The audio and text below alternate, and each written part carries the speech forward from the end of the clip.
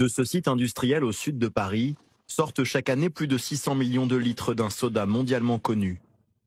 À Grigny comme ailleurs, on trouve beaucoup de choses dans le Coca-Cola, mais surtout de l'eau, jusqu'à 80%.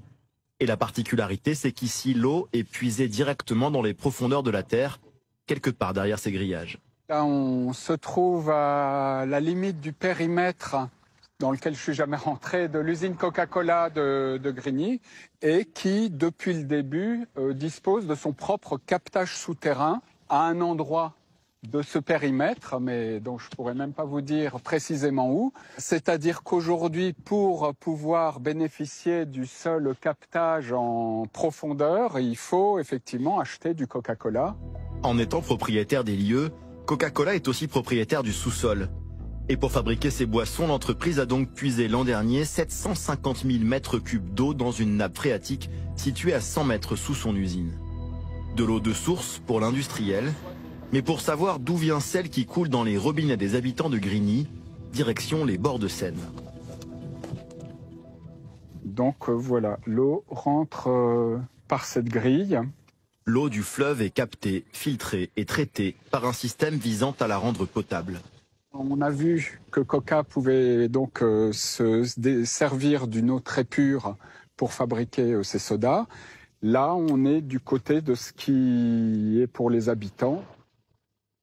Il n'est pas normal de faire du business avec un bien commun. Il faut qu'il soit protégé, utilisé sans gaspillage et effectivement protégé aussi au niveau de sa qualité. Ça, je crois que ça peut vraiment intéresser tout le monde.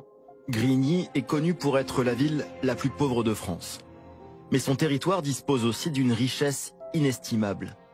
Une ressource naturelle dont le maire, Philippe Rio, a bien conscience de la fragilité. On a des espaces lacustres les plus importants en milieu urbain en région Île-de-France, des lacs, 90 hectares de lacs, de zones humides, avec une biodiversité absolument remarquable, qu'il faut protéger. Donc voilà, Grigny est une ville d'eau, on pourrait s'appeler Grigny-les-Bains, Grigny-les-Eaux, Grigny-sur-Seine, mais c'est Grigny tout court.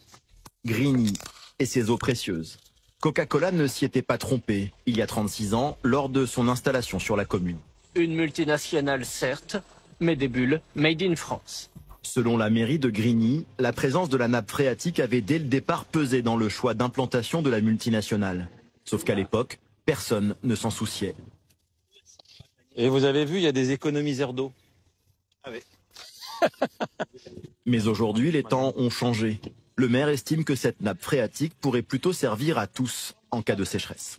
Au lieu de prendre dans la nappe, on a des tuyaux qui passent et on leur vend l'eau, tout simplement. Mais ça fera le coca plus cher. En 24 heures, ce statu quo qui durait depuis des décennies a basculé. Coca-Cola promet désormais à la mairie de Grigny de se débrancher de la nappe phréatique.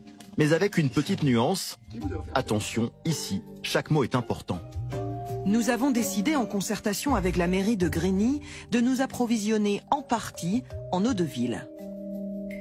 Avec le premier acteur économique de la ville, la négociation n'est pas terminée. S'ils font une partie, il faut qu'ils fassent tout. Ça serait incompréhensible, en fait. Il faut transformer l'essai. On a passé un cap, mais il faut transformer l'essai. Et le diable se cache dans les détails. Ils sont conscients d'être sous pression, d'un monde qui change et d'un sujet de l'eau qui ne peut plus se regarder, comme il y a même 5 ans en arrière.